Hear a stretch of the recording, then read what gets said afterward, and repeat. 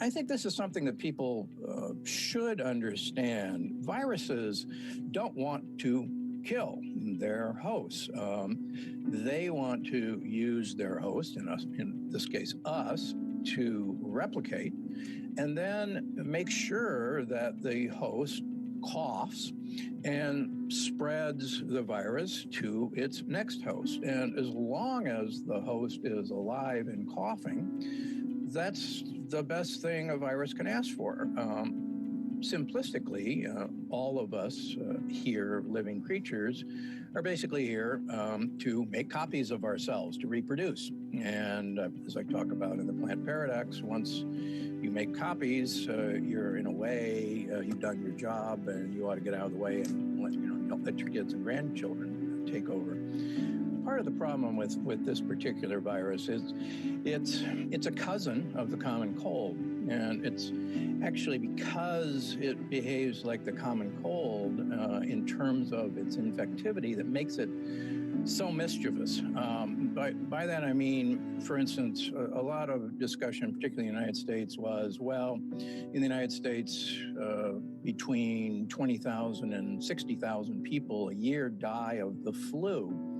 And early on in this coronavirus crisis, people said, well, why are we getting so upset? Because we accept that 20 to 60,000 people every year are going to die of the flu, and we don't socially distance, we don't isolate, and why should we this time?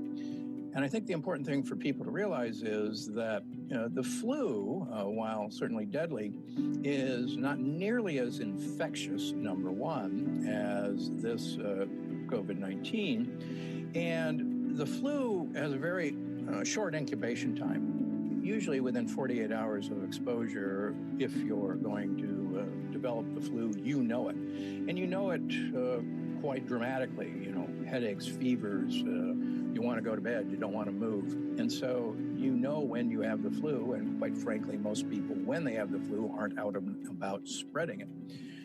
I've been an intensivist for over 40 years, and we, in 40 years in the United States, with major flus, the H1N1, other major flus, never overwhelmed our ability to ventilate patients. We never overwhelmed our ICUs. Yeah, we got busy, certainly, but we never overwhelmed our ability to ventilate patients with the flu. With the coronavirus, the problem is we're beginning to realize that many people have been infected with this, and they have a mild illness or don't even have any symptoms. Very much like many people who catch a cold, think it's an allergy, or, I just got the sniffles and that's about it.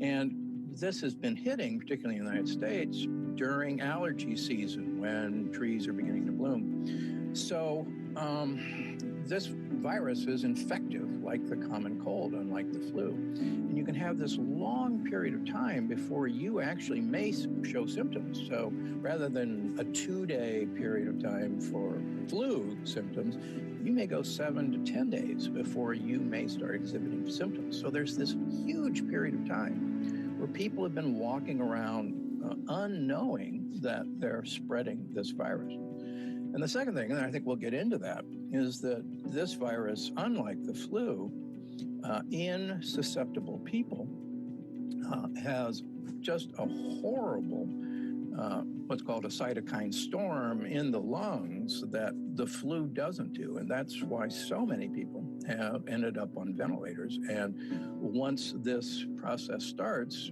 at the moment, we don't have a good treatment to stop it, except for trying to wait it out by having people on ventilators.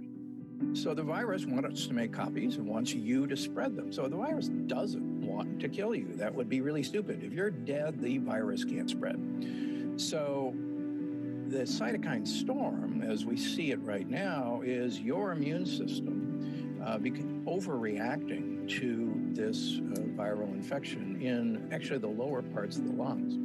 And this has a very typical appearance on X-ray. It's not like bacterial pneumonias that we're used to dealing with.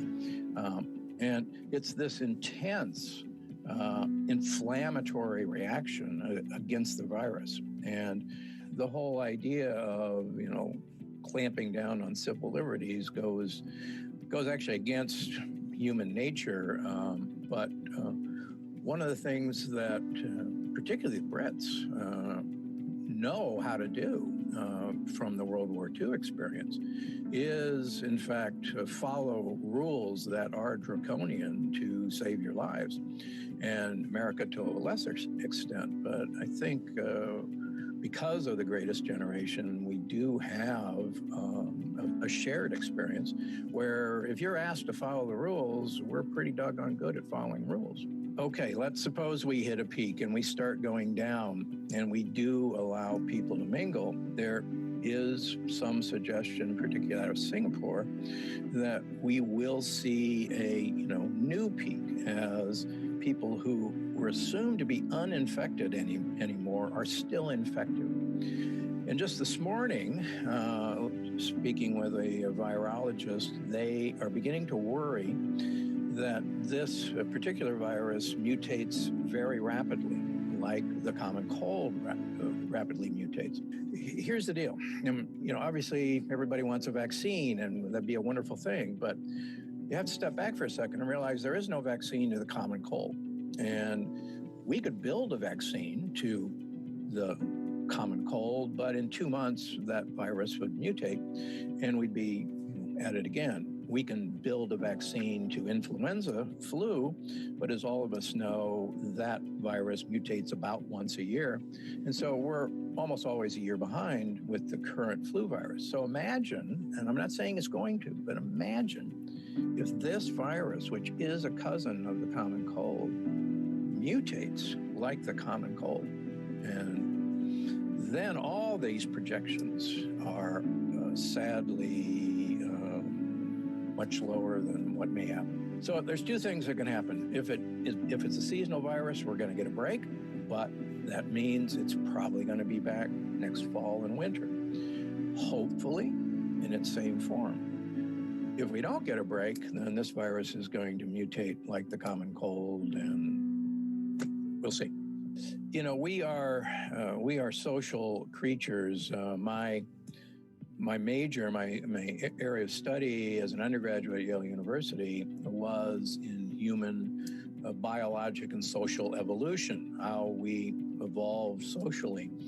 And we are, like all other great apes, incredibly social beings, and incredibly important to have individual to individual contact. Now, we don't pick fleas off of each other much anymore, but the entire social grooming, the entire social networking is very, part of our biologic makeup. And there was no question in my studying of social grouping as we evolved that this was a incredible driving force of what actually made humans rather than just great apes. Actually, the whole idea of face interaction, of looking at expressions, of watching eyebrows move up and down. One of the arguments against social media in general, or text messaging or Twitter, is you don't actually see facial expressions as someone is either praising you or cutting you to ribbons on social media. And it's that person-to-person interaction that we as a species thrive on and need. And I think that's why you see this uptick in depression, in suicides, in alcohol consumption. When you got nothing better to do, that's one of the things we treat ourselves with. And I think not only is, this social distancing, there's probably a breaking point where society, the economies will collapse unless we go back to work. Or simultaneously, our entire psyche may collapse unless we have a way to interact.